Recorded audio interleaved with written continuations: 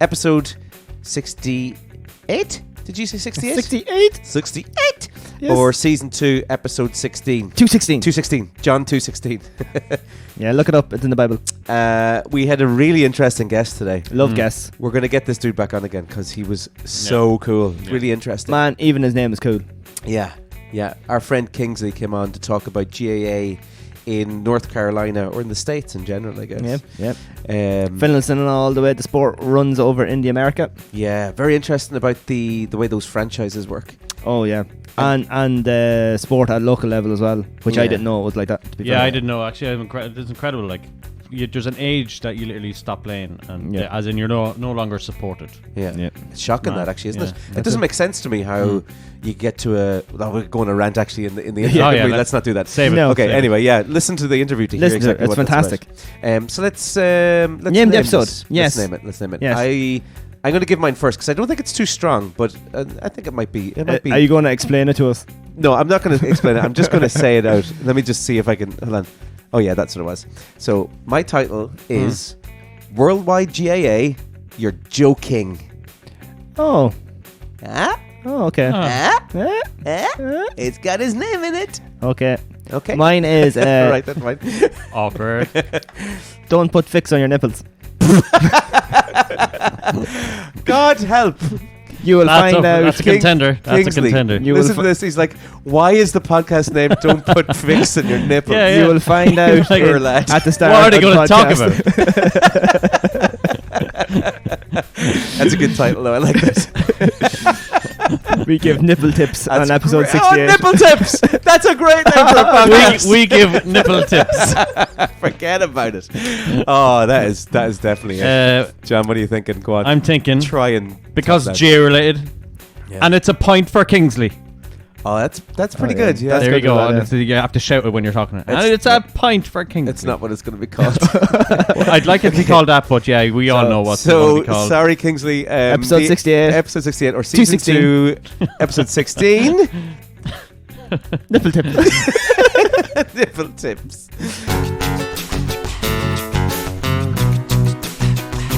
Yeah, waffle me this, waffle me that. Thinking all the topics that you could have had. The only game that makes me feel so alive. I'm guessing for 30, it could be only 5. Getting them all would be a superpower. You can get it every week on the JV Waffle Hour. The JV Waffle Hour. The JV Waffle Hour. The JV Waffle Hour. The JV Waffle Hour. The JV Waffle Hour. The JV Waffle Hour. I don't know about you, but I love this song. Yeah, there it is. Hey, boys. How's it going? What's the crack? Hello, everybody. Happy. We're in there nice and quick. This is episode number 68. 68. Oh, yeah. Last week was episode number 67, One in a Melon. Yes, I stole it from Scotty right at the death. That's how I do things. It was a good steal, yeah. It was a good steal. It was a good one. In fairness. But on that episode number 67, we did chat about a Valentine's Day. So hopefully everybody got through that all right. You're still with the person that you were with on the 13th. Or maybe you're not, and that's just fine too. That's fine. If you want to power on, you are a strong, independent, single person. You can take on the world yourself. You can do it. Yeah. Go for that coffee by yourself. Go for dinner by yourself, but bring a magazine because you will be bored. I disagree. I disagree. Ring that person right now and get back with them. What if they're like abusive and stuff? Oh, jeez, that's just dark. ring them. You're better off not being. Just settle now. I just advise you to settle down. Take what you can get. What shitty advice. Inspirational advice. I like to give inspirational advice at least once in a podcast. I'm as good as you'll ever have. Yeah. And apologise to them as well. It's the best you'll ever get. You put that in a mug. A broken mug. Oh my God, that's awful. But in between ringing your ex, and while you're on the phone, why don't you pop onto your social media page, whether it be Instagram or we're on Twitter, TikTok, especially Spotify, and rate, like, share, follow, subscribe, and message us, DM us, slip into our DMs if you're not going to slip into someone else's. Yeah, exactly. Don't slip into your ex's DMs. It's all lubricated. Maybe send her the link of this podcast, maybe. Oh yeah, Oh, yeah. That'd be an icebreaker. As a little message. Yeah. Yeah. Or if Just you would saying like hashtag. us to declare your love for that special person, then DM us. That's the other one. We will do that for you. We got some nice We're sound. correspondence in last week. So we'd like that train to keep on rolling. Yeah, Baby. a load of people. A Yeah. load of people wrote in. Keep that coming in. Yep. Got some Vaseline on the DMs there, ready to go. Jesus. How was the weekend? Speaking of Vaseline, how are you? I didn't do anything with Vaseline anyway, put it that way. Oh, Yeah. right, okay, Jesus. Got some. Good man, you're still young, I suppose. Yeah, no. What do we use Vaseline for these days? It's still the cold and flu and stuff like that. Your nipples Nipples now, is it? when you're running. Yeah, when you're doing the Like, is 5K. I that think you you're talking planned. about Vicks. Vicks, maybe that was it. Do not rub Vicks on your nipples. That's what I've been doing wrong all this time. Shit. It's like, this doesn't help my nose. it's like that. You ever get the Link shower gel that has the little stuff, the little things in it, Oh yeah. and then you rub it down there, and to it's help like you oh, exfoliate. oh, Oh, yeah. If you haven't done it, you have to do it. fresh, nice Yeah. and fresh. You know, Um, Manscaped does a nice little squirt thing, and you get right on the bits. We're Oh, sponsored by Jesus. Manscaped, by the way. Yes. Everyone Lawnmower out there. 3.0. Check out our stories for Bertie showing us it. on his head, Yeah. the head of something. How was the weekend? What did you get up to? We got distracted there. Awfully played amazingly well, but Oh. unfortunately fell at the last fence, lost by a point. Oh, We're getting That's closer. what's wrong We're there, getting doing closer. horse riding and not football. Jesus, I'm going to have to go to the next game and have a chat with them. 15 ladies jumping over fences. Just go and he goes, no, we kept them falling over fences that were in the middle of the pitch. Someone tried to feed me some hay. Sugar lumps. Oh, my energy. God. My sugar lumps. There's Yeah. another throwback for you. Liverpool did manage to win. Yes, finally. Gakpo and Darwin, fair play to them. Good goals. And we had an interesting, Poor Pope. interesting Derry Meath match as well. Yeah, you were up at that. Fair play to you. Yeah, we went to I that. was- Me and John went to that after our 5K. I was otherwise engaged. Yeah, you had business to attend to this weekend. Derry are a little bit further along the evolutionary train Yeah, of they football with Gallagher up there than Mead are. So, Mhm. but Mead, it's still things to be positive. It was Yeah. a big test, but we still got 2 wins on the board after 3 games. So it's not too bad. It's the start of something good there, isn't it? Like, Yeah, I in think fairness so. for Meath. I think it's they're going places. Those boys and Colin. Oh, they And are. he was on Tommy Tiernan as well at the weekend. I missed it now, didn't get to watch it, but He was good. Yeah, he was Yeah, good. Tommy's show on Saturday night. But do make sure to tune in to RT1 at 1 a.m. this Friday for the Waffle Hour show. Oh, that's right. Yeah, we're on. Yeah, don't forget that. We're on RTE. Yeah, we are indeed. Oh, you didn't know about that, did you? Oh, did you not? oh, no, I didn't. And then Saturday night on LMFM from 11 till 1. It's Right. We're advertising things that aren't happening. The Waffle Hours. Is it true that Colin said something about not believing in the education system, and he was like a principal for like years? I think he said Jesus. he loves boys or something, was it? What? What? You can edit it out, can't you? I'm not editing shit, man. That's staying in there. I know, it was funny because he obviously checked himself because he was like saying about young people Yeah. and being an educator and things like that. But it's just the nature of the show where it's very hard to say something like that and not sound a bit Tommy's- weird. We've like- all been there. Yeah, the comedian that rip you apart the most is sitting right across. Yeah. Going off your Instagram, Kingsley, to give you a bit of a introduction, you're a PE teacher, is that right? Yeah. And you went to the University of Brighton, is that right? I did go to the University of Brighton. And you're from Rocky Mount, is it, North Carolina, or is that where you're currently based? No, so I'm from Rocky Mount, North Carolina, but currently based in Durham, North Carolina. Oh, okay. And your University of Brighton, is that the Brighton in the UK or Brighton in America. the States? If there is Yeah, one. great question. No, that's the University of Brighton in the UK. Wow, yeah, right. because we were like Googling Brighton and we're, well, there's a Brighton and where was it? In Chicago. And we're like, oh, maybe it's that one. Better check. Yeah, there's one in Florida as well. So, All right. but there's no university there. But Yeah. no, I went to University of Brighton in the UK in England, and then moved to London for about a year as well. So Very good. yeah, You done your whole degree in Brighton, did you? yeah. Well, that was my master's. So I did Master. my undergrad in the US, and then did my master's in Brighton. And It that's was a what one-year was it? Sports and international development, was it? Yeah, that's the one. Oh, excellent. And just to say that I came across you on Twitter the other week. You were talking about the GA, so that's why we said we'd get you on, because over the last while we've tried to talk to people that are around the world and have like discovered GA that might necessarily have known about it or from Ireland and stuff, and we're just getting their point of view on like why did they like it and things like that. So you, I think you tweeted a video. I can't remember what game it was now, and loads of people were getting back to it because, as you can tell, when people talk about GA, Irish people will hop on that to tell you about quick. Yeah.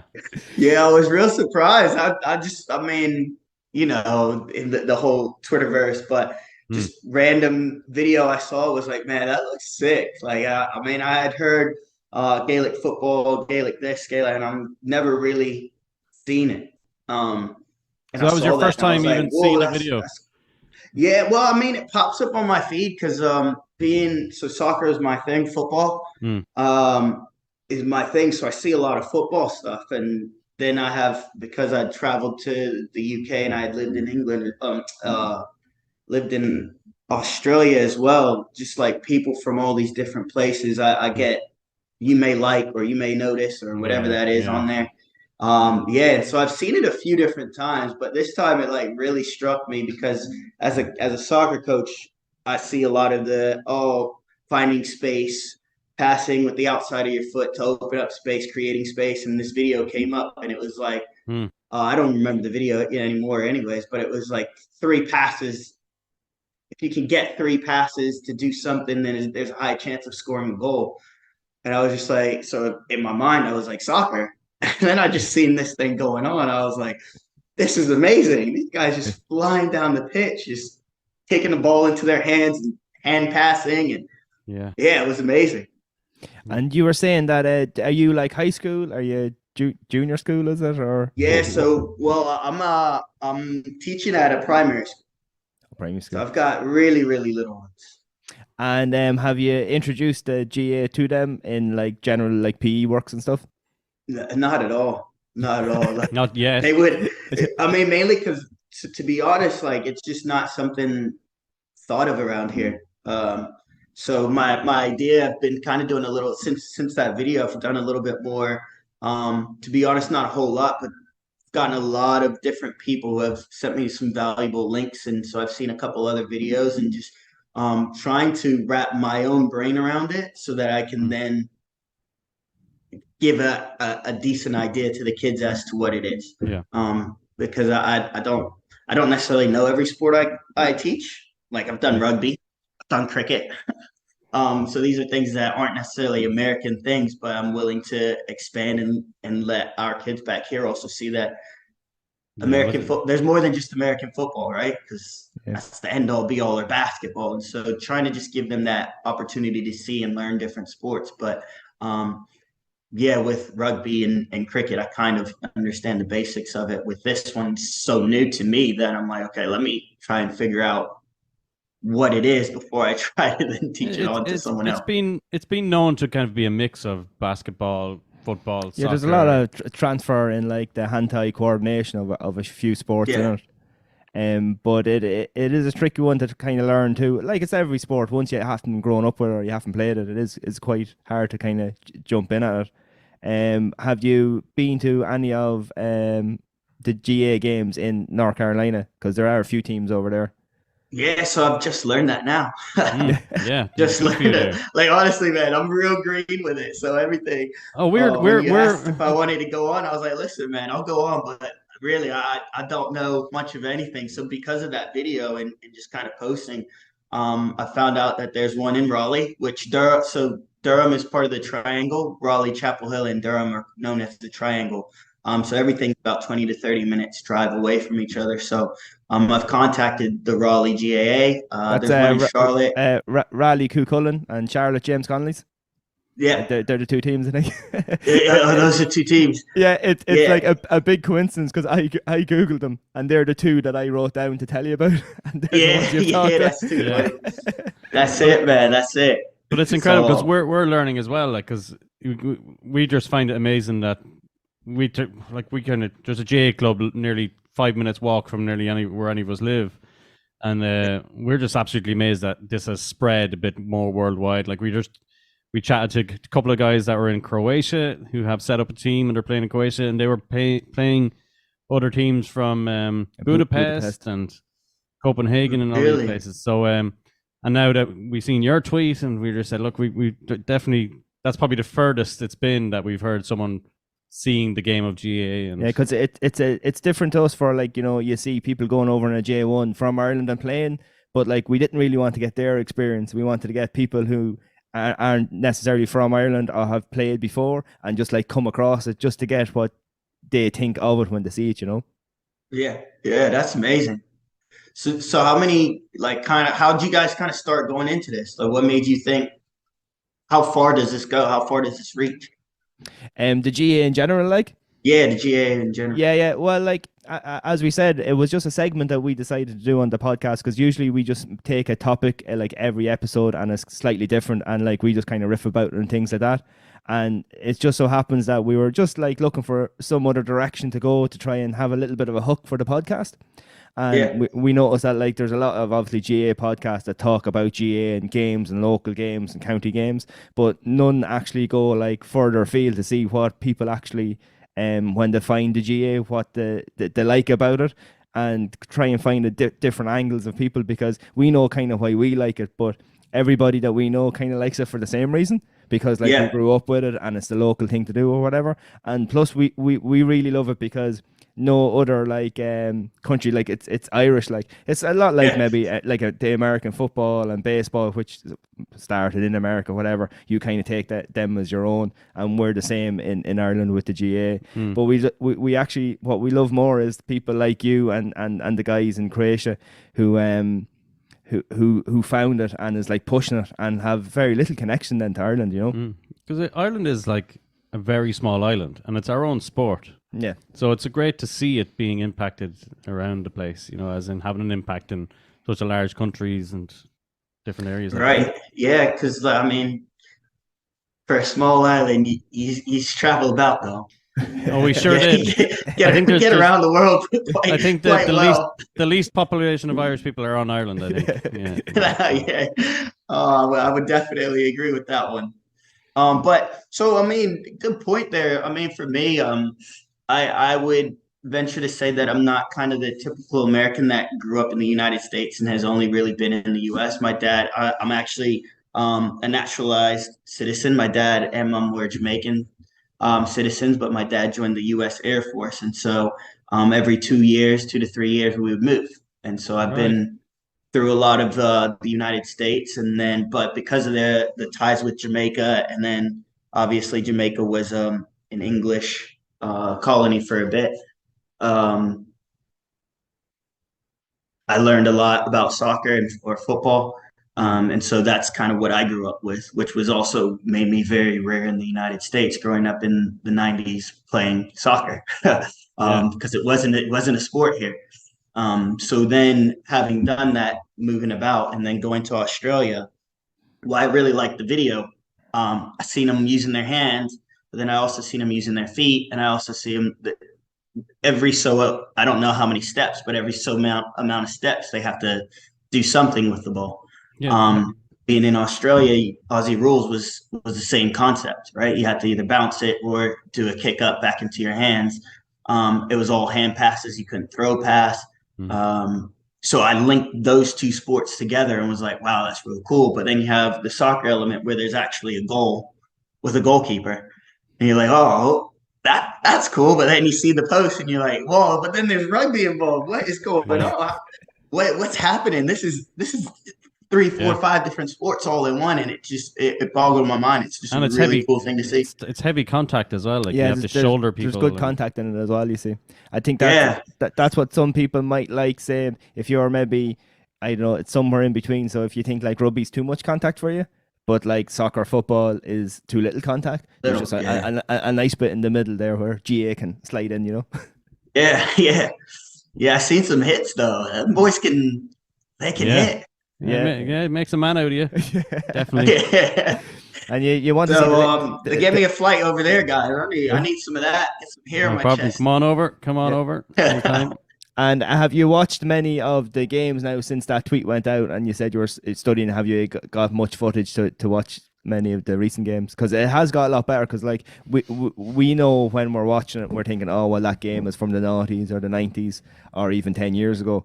especially the jerseys, you'll notice get a little bit better quality, and also how athletic the guys are, because it is amateur sport. But like in the 90s, they were probably still only training once or twice a week. Now you're doing, like, especially if you play like on a county level, like you're gymming 2 or 3 times a week, you're on pitch 2 or 3 times a week. All the video analysis come into stats. It's basically like quite a high level of amateur sport, if you get me, without quite being professional.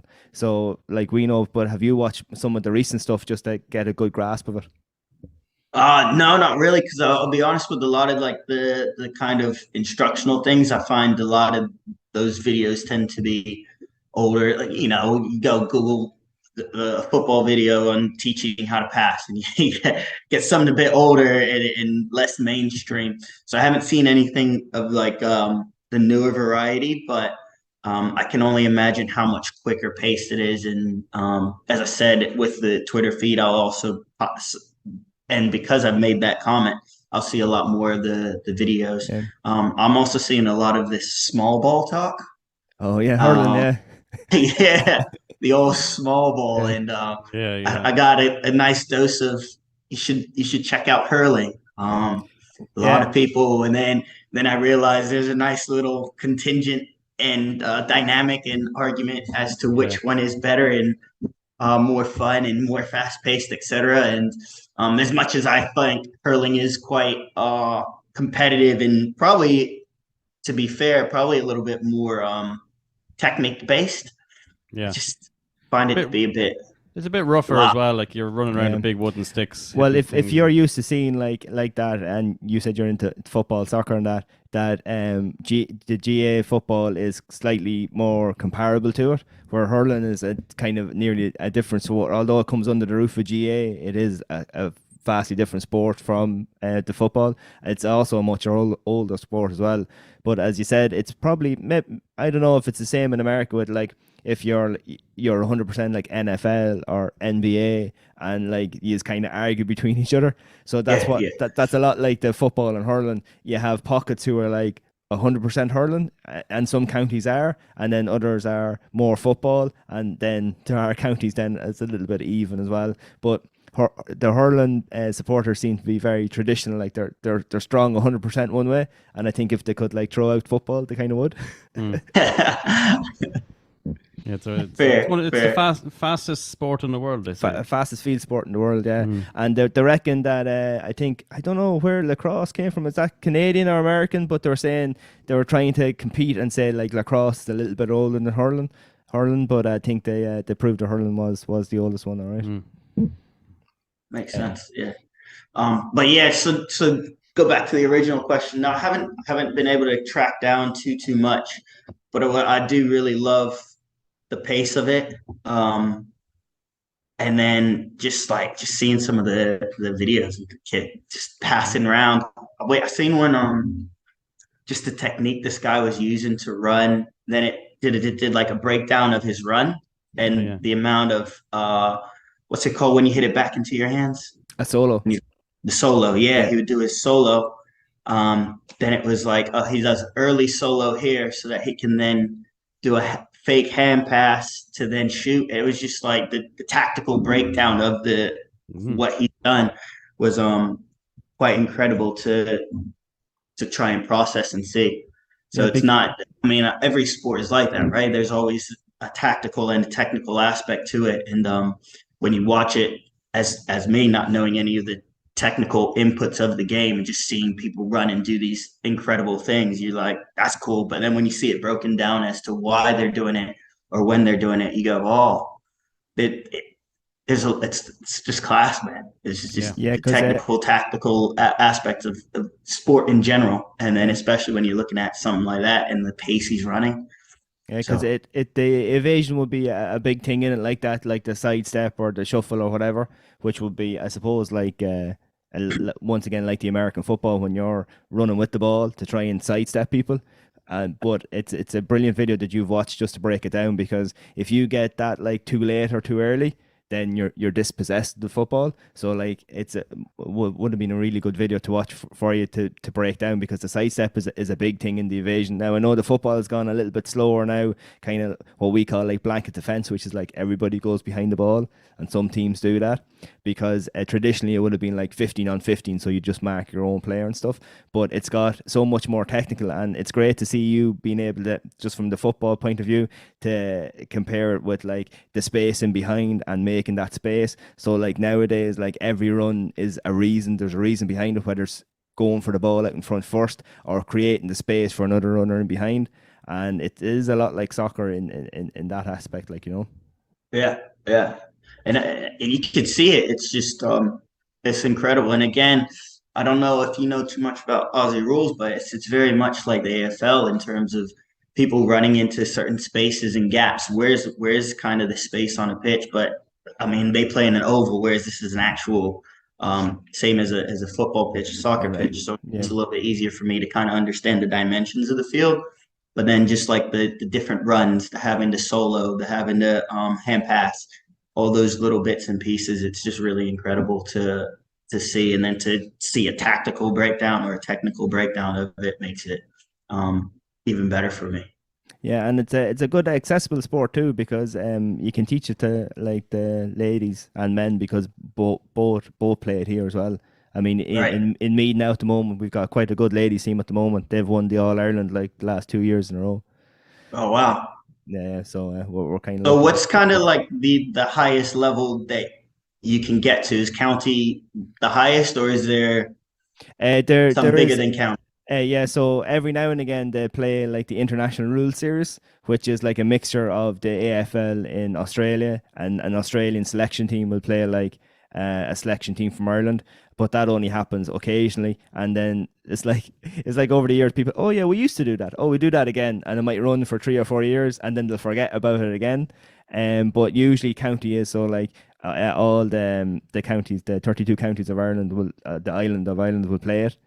But that would be like what we'd call is the highest level. So you have come now from your club or your little parish or your little town within the county, and you'll represent that county. So that would be the highest level, like.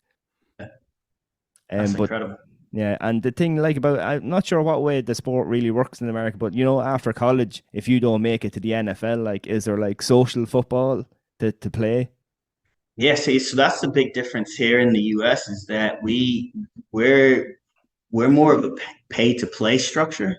So our youth that we don't our clubs are based around you paying money to be in the club, right? So if you don't pay the money to play in this club, or you can't afford to pay to play in this club, then you can't reach a higher level because you don't have the So financial. you have to pay to be in But yeah. whereas what I love about Europe and Ireland and England is it's more grassroots is a free environment.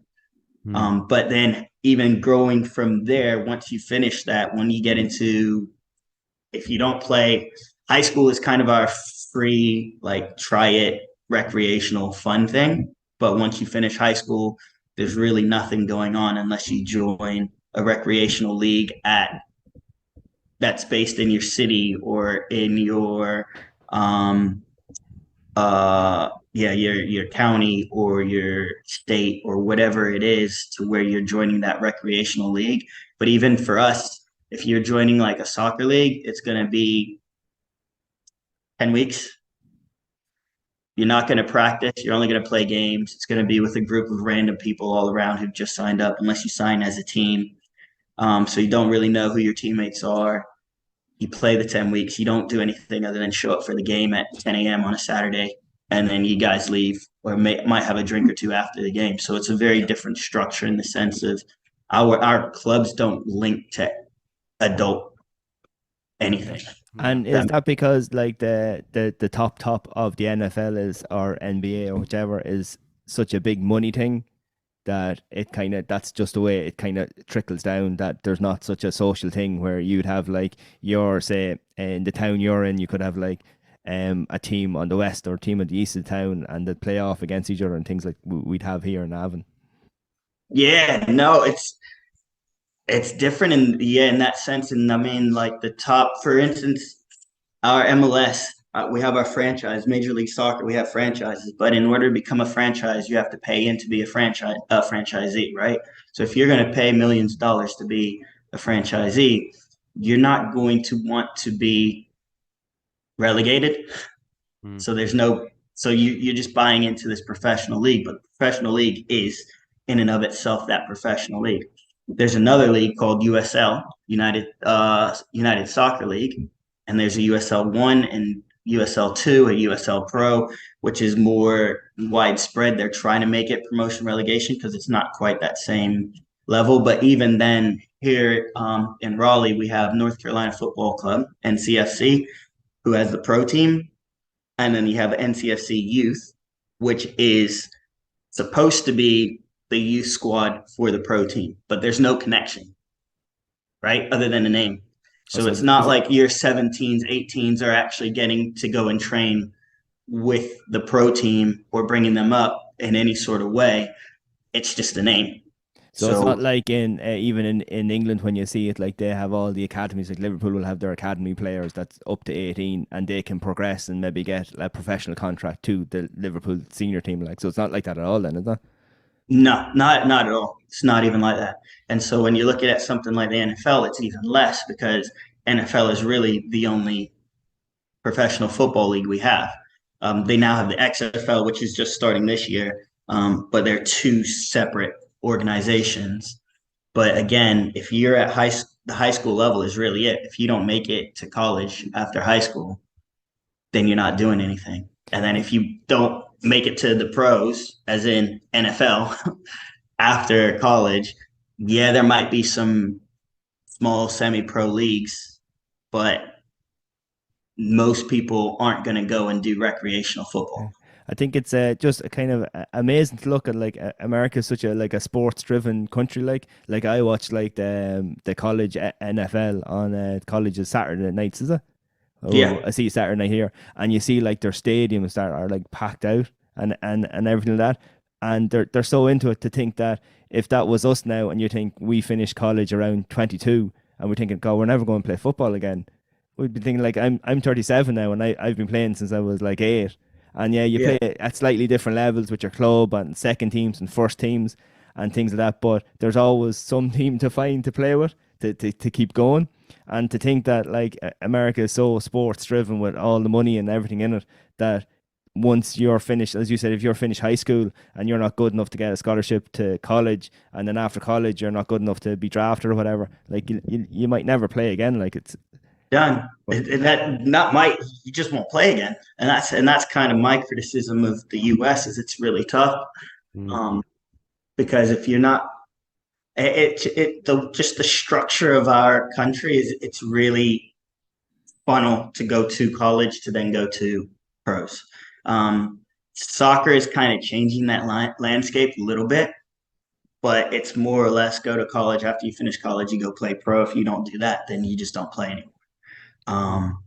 The other thing is, as I said, I mentioned you have like a rec league. So NCFC, again, now also does adult stuff, which is our rec league, but the rec league is literally 8 to 10 weeks, and you just show up on a Saturday. The level is very who knows what, and it's only in Raleigh. So you're not playing a team in Raleigh, isn't playing a team in Durham who are traveling around. There's none of that. It's just your local rec league. Some like we have our YMCAs. The YMCA might put on a rec league. And so you pay the money to the YMCA. The YMCA gets all the referees, et cetera, and then you play 2 or 3 teams that have also signed up for that rec league. And that's kind of the extent of what we have. And so because I mean, you can imagine just in Raleigh alone, there's 5 universities. You can imagine that, like the amount of kids who are coming out of there at 22 years old who have just ended their career. I'm sure they want to still play. I knew I wanted to play, but for me to play it meant that I had to try out for different teams, go different places, end up leaving the country to play. It's tough. Because there's no other form of it just to go into like without sport as well, people have a lot of time on their hands then, and I suppose that's when things go a bit sideways for people as well, like especially after coming out of college. Like, I mean, whether it's your health benefits or stuff, I mean, not many people like might want to go to the gym, but you'd go out and play football or something like that. And I mean, it's a shame to think that all these people who might have been talented enough for like high school and college are just ended then, and they might never play again. Like, it's weird. It's very young. It's very young to stop. It's terrible. It's terrible. I mean, yeah, it's terrible. It really is. And I just look at, oh man, I could go on a podcast and talk to you for hours and hours about how bad it is, because it's just like it's really, really tough, man. Just we'll if you look at it, I mean, the U.S. Just look at Ireland, right? I mean, your little country has 32 counties, so you're coming out with 32 teams essentially in your tiny country. Yeah, and then like North Carolina is bigger than Ireland. That's true. Yeah. We're coming out with 3 professional teams. One team in the MLS. Yeah, how is that possible? You look at like we're in County Meath now, which is just near Dublin, and we wouldn't be like the biggest county in on the island, like, but we've 60 club teams now. We had 59 club teams, and a new one actually started this year, Eastern Gales, and now we've 60 club teams within our county. And like, they cater for, some of those clubs could have 4 or 5 teams, like from their first team right down, and other clubs might only have 1 team. And then there's ladies, there's camogie, which is like ladies playing hurling, and then there's hurling. And I know my own club at home, we've like 50 or 60 people, and we're relatively very small. Like, we've no town, we've a church and a school, and that's all we have. But we've still like 50 people willing to play football, like. So within each of those 32 counties could be hundreds of clubs. Exactly. That's amazing, man. Yeah. Like, so for instance, just to go off that, Raleigh is in Wake County, and you've seen there's two GAA clubs there. But in terms of soccer in Wake County, we have maybe 3 clubs: Neuse River, NCFC, and Wake FC. 3 clubs in a county that probably hosts just about as many people as the country of Ireland, Yeah. it's not that big, but to think that in our county we're coming up with 3 teams, but NCFC alone, it's the largest club in the United States. Yeah. But you have these teams, like one age group might have 10 levels to their age group, and you think, well, why not break that up into 5-6 different clubs? And now you spread the wealth, so to say, and you give yourselves opportunities to play other clubs within your county to figure out which team is the best in the county, to then play another county, to then go into the state to be the best team in the state, to then play other states. And the whole infrastructure could be changed to support that. But when it comes to sport, we're heavy into it, but it's also heavy into making the money. Yeah, because I think that's one of the things maybe that's helps the GA. It's not like money based. There's not a professional end to it. So right. I think that might help, because I know you don't live there currently, but in Rocky Mount. But like, I just got the population just to have something to talk about, and it's like 54,000. So that's probably a relatively small town in North Carolina, would it be? And small town. That is probably more than most of our big towns.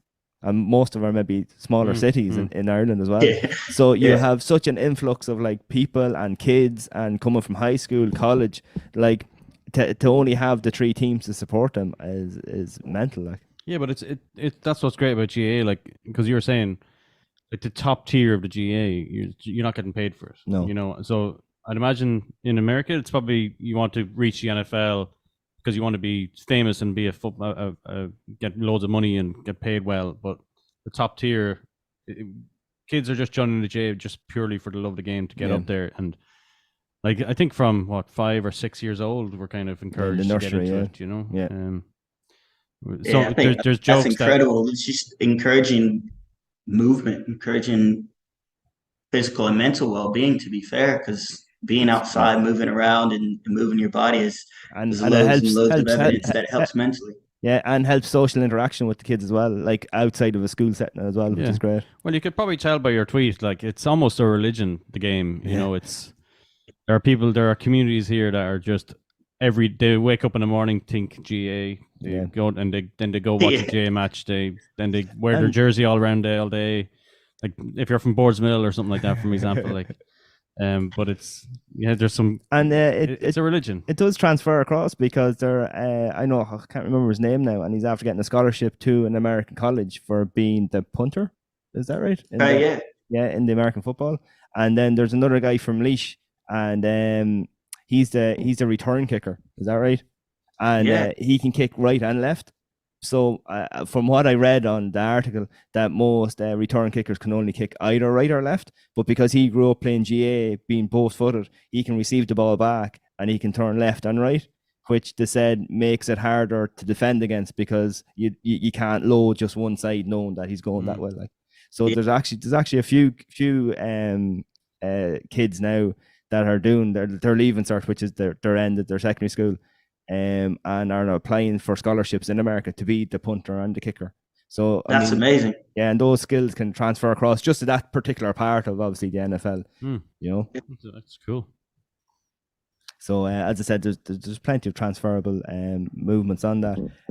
Where we feel like we could talk to you about more about the the structure of sport in America, which like there's a lot of things there that I didn't know about, because when you're watching from the outside, so as much as you seen the GA from the outside, is that it looks like it's all like 100% sport and everybody gets to play and everything like that, because that's the way we feel like in Ireland. Whether, I mean, there's lots of soccer as well as the GA, and there's big basketball areas in Ireland as well. They love cricket here and rugby, and anybody can play anything they want, really, like, you know. Right. And from the outside looking at America, it feels simple because like you've hockey, NFL, baseball, all these massive sports, but it's just unfortunate then that you can't play that as a kid after you leave high school if you're not good enough to go to college. That's it, and that's what the even just listening to you guys, and you can tell you're passionate about the football, and it's just, and it's not that you're just passionate about it, you're also involved in it, right? Like even at 37, as you mentioned, you're still going out and you're still playing, and you're obviously not going to be playing at the same level. You're not going to be playing county level football, but you still get the opportunity to get out. Play with your mates, socialize. The head thinks I can do it, but the legs say no. Yeah. But even, the body changes a little bit. Bertie, for example, there, like even though you aren't playing as much anymore, but you're now involved in coaching and strength and conditioning and. Yeah. So that's the side I got. I coached a bit of football, mostly like ladies football. And then I do strength and conditioning as well with teams for athletic development and things like that. So that's kind of where I'm winding down, but I'll still maintain involvement in it, like that on the sidelines or in the coaching for it, you know. That's right. Will you ever come to Ireland, or have you ever been to Ireland? I've not been. Wrap it up. Not been. Definitely was on the list when I was there. I ended up having to leave earlier than I had wanted, but I do have quite a few Irish friends, so I also still message them and things like that through Facebook, and it's definitely on the list of places to go. Well, if you ever come, you have a couple of new mates here anyway, and as I said, hopefully we'll get you on for maybe a separate kind of topic, maybe to go more in depth about how sport is ran in America, and that I think it's interesting.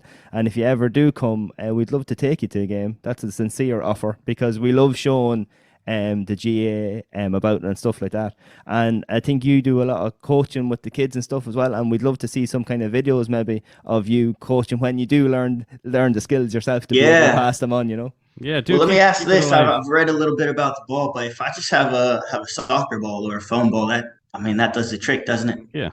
Yeah, exactly. So the soccer ball is marginally bigger than the GA ball, but it's also lighter. So we play with what's called a size 5 football, which is the lads football. The ladies play with a size 4, which is slightly smaller. But you'll notice the difference. Like there is a slight difference in the weight. So like even me kicking the soccer ball, you'd be able to ping it a lot further than you would with the GA. But as learning the skills, I mean, even if you got a size 3 soccer ball, It's a slightly smaller one. It's actually better for the kids to learn the skills on that with the hand-eye coordination, just with the slightly smaller ball. Because when we teach nursery kids here, which is like the 5, 6, 7-year-olds, we have a Go touch ball, which would be around a size 3 soccer ball. So a ball, really, a ball is a ball. You know, I was thinking of using like a big beach ball or something, make it be able to catch it. That way they gain the confidence of actually trying to solo, right? Hilarious video though. Get that on video. Yeah. But we'd love to see how you get on with them, and like that, if you do manage to get the skills right in your head first to be able to pass it on, and if you need any tips or even video resources or things like that about coaching or anything, just shoot us a DM. I love talking about G anyway. I'll talk to anybody about it. Yeah, absolutely, man. You guys have been awesome. Thanks for reaching out.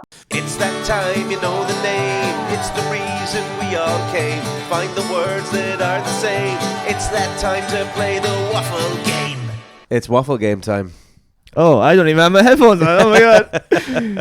I was wondering where they're gone. I was like, Scotty, I can see your lips moving, but I cannot hear you in my head. Sound, by the way. No, Kingsley was a legend. Yes. So sound. Yeah.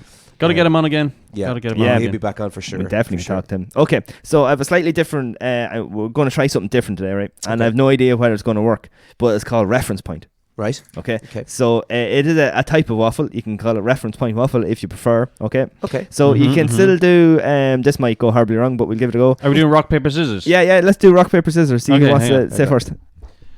Rock paper scissors scissors. Rock paper scissors stone. Stone beats scissors. Okay, yes, so John wins. Okay, so rock. Sorry, I said stone. Okay, that's all the same. So this is your reference point. Okay. I have a reference point. Okay, so your reference point is Athlone. Is Ross Gray higher or lower? Ross Gray. Can I have it in a sentence? Ross Gray is lower. Scotty. Yeah.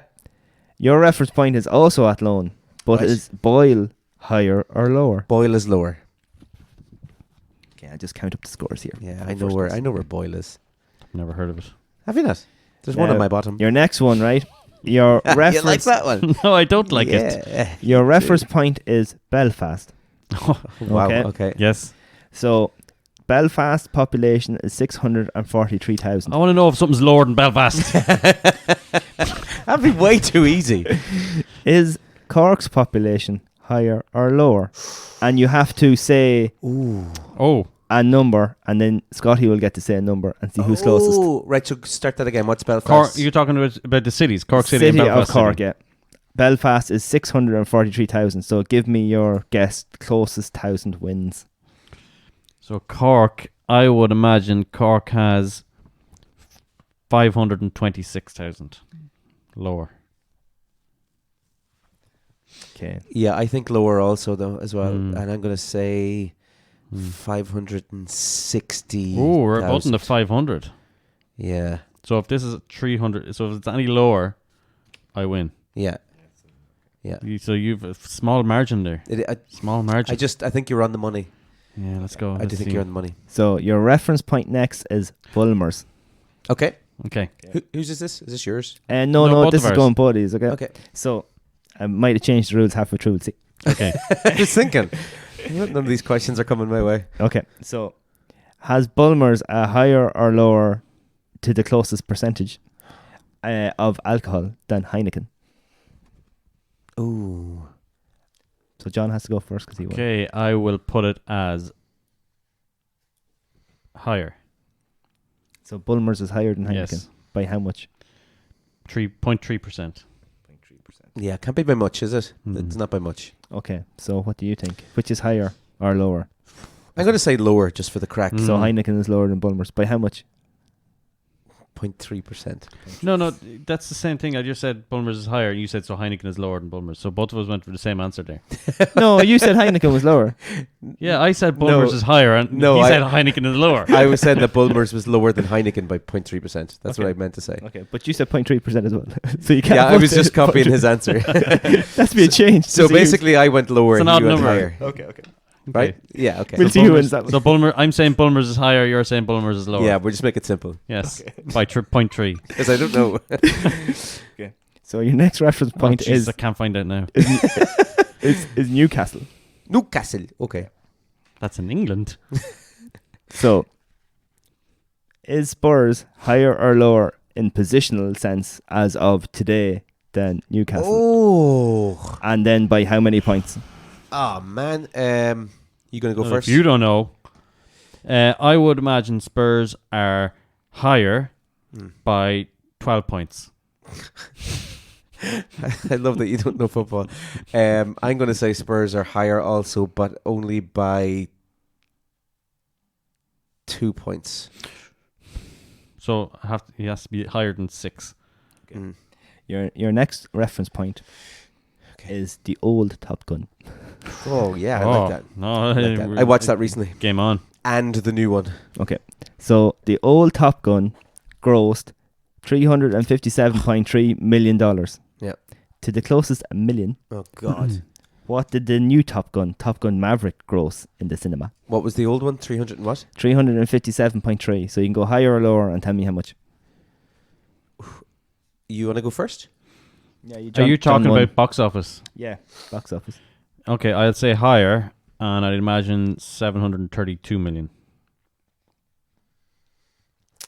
I'm also going to go higher because, just because stuff costs more these days. Yeah. I'm going to say 850 million. Gross. Yuck. So, now just to go back, okay? So you said Bulmers was higher Yes. by 0.3%. Yes. And you said Heineken was higher by 0.3%. Is that Yeah, what we're going? yeah. Okay. Yes. Dan Bulmers. Yeah. So the winner is, right, we just go through them, okay? Okay. Oh my God, I can't wait. So John won the first one because Boyle is higher than Athlone and you said lower. Boyle is in Roscommon.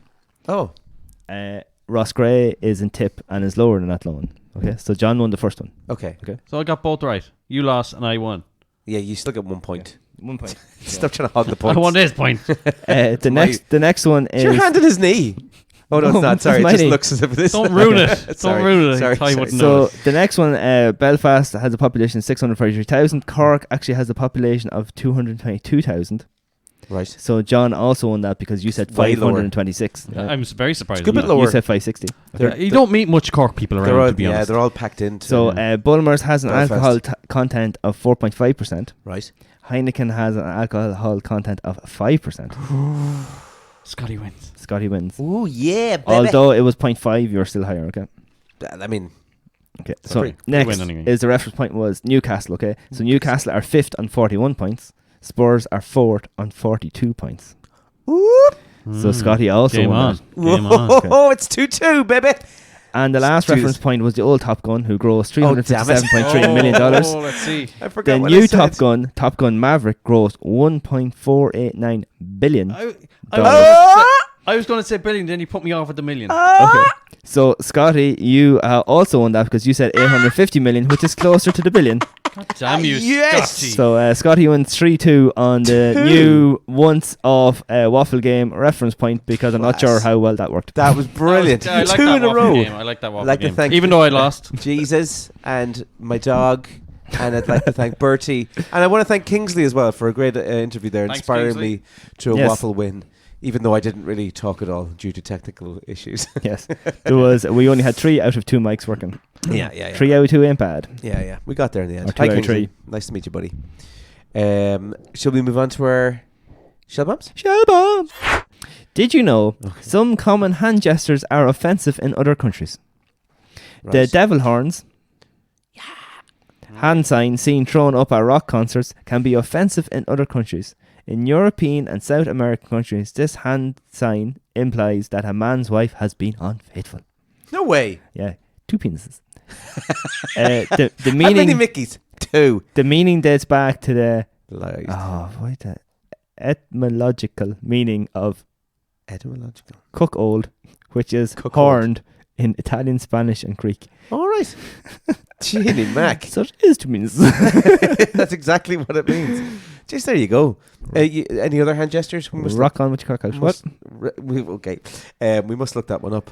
You are ferociously googling. You're that there, googling yeah. away. I'll go with mine I then. have one here. Did you know Go on. that? I'll let you finish for once. Boom. That's just, what? Did you ever hear the song Picasso's Last Words by Paul McCartney? No. Okay. Sing it there. No. Hey Picasso. I'll not do it. Is that one? No. Miss Service, not that one. So Dustin Hoffman told McCartney that he couldn't write a song about any old random thing. They were at a party together, Dustin Hoffman and Paul McCartney, as you do. Standard party. McCartney disagreed, so Hoffman grabbed a magazine, flipped to a random page, and challenged McCartney to write a song about the article, which was on the death of Pablo Picasso. McCartney wrote the song on the spot. That's incredible. Yeah, He is and it's talented. like a hit tune. I'm going to listen to that on the way home. Class. So it's called Picasso's Last Words. Give it a listen there, or maybe I'll just kind of throw it in the background here now, a little bit of it. Yeah. Will Spotify pull you for that? I don't know. I hope they do. Ooh, giggity. So there you go. Oh, Picasso. I Right, Jen. wanna hold your hand. That's what it is. Is that You're gonna it? get kicked off. Is that the one? I want to hold your No, hand. it's not. Oh, okay. What you got, John Boy? So, Been a hard day. you know when you Picasso. come across when you come across an emergency on the street where like maybe a person's collapsed on the ground or something like that, there is a phenomenon known as the bystander effect, which makes people less intervene if there's already someone there on the scene, as in Intervening. someone just standing over looking. That person might not have a clue what to do, but you as a person going, oh look, there's other people there, I don't need to get involved. Yeah. But that you could have been that person that could have helped. So it's called the bystander effect. The